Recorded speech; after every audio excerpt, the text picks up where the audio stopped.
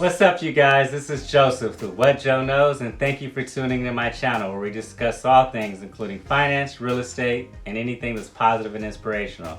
In today's video, we're going to discuss 3 common money mistakes that are made in your early 20s and how you can avoid them. The financial decisions that you make in your 20s can have a very big, everlasting impact on your future. Now, while your 20s is a time to explore, learn, and grow, how you manage your money and the decisions you make have a very big impact later down the road. It makes a big difference later in life. If you plan to buy a house, start a family, plan for retirement, the decisions you make now have an everlasting impact. Because remember, money's a tool, and when we learn how to use money wisely, we can live our lives the way we want.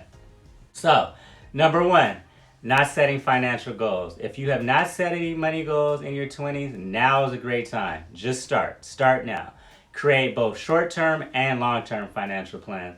And that can be whether you want to save a certain amount for retirement, if you want to establish an emergency fund, or buy a home. You have to start now. Plan now. Because not setting goals is a huge mistake. It's a huge mistake, especially in your 20s, because setting goals provides financial direction and it establishes timelines for achieving certain milestones in life. So, for example, if you had a goal of paying off debt, be very, very specific.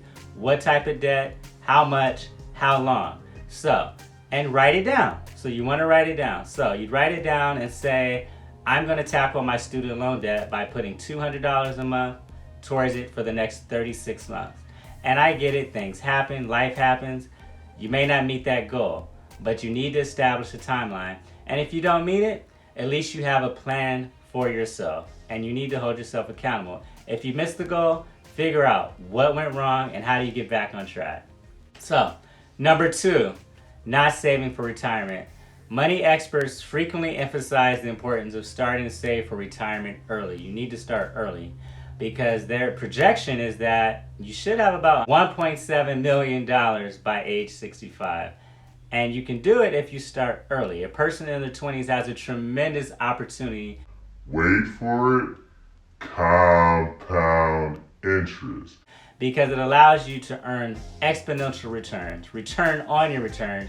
Your money grows exponentially over years if you leave it invested in a retirement fund, such as a 401k or Roth IRA. And let's not forget, the time is a commodity that you can never get back. You can never get it back. So I want everyone to take a look at this chart above, which represents the annual return of someone who started investing at 25 versus 35. Now, one person invested $5,000 a year from 25 to 35. The other person started investing at 35 and invested $5,000 a year all the way to age 60, right? So the person who invested at 25 would have invested $55,000 of their own money and would have a balance of $615,800, while the person who started investing at 35 would have invested $130,000 of their own money and have a balance of $431,754 at age 60. That's a huge difference of $183,826. That just illustrates the power of compound interest over time. And let's be honest, in your 20s, you typically have a little bit less responsibility, so you can dedicate at least 15% of your income to savings and retirement, and that's a great start. I know for myself, having started at age 21 right out of college, it was great because it really alleviated the pressure. Now that I'm older, I have more responsibility.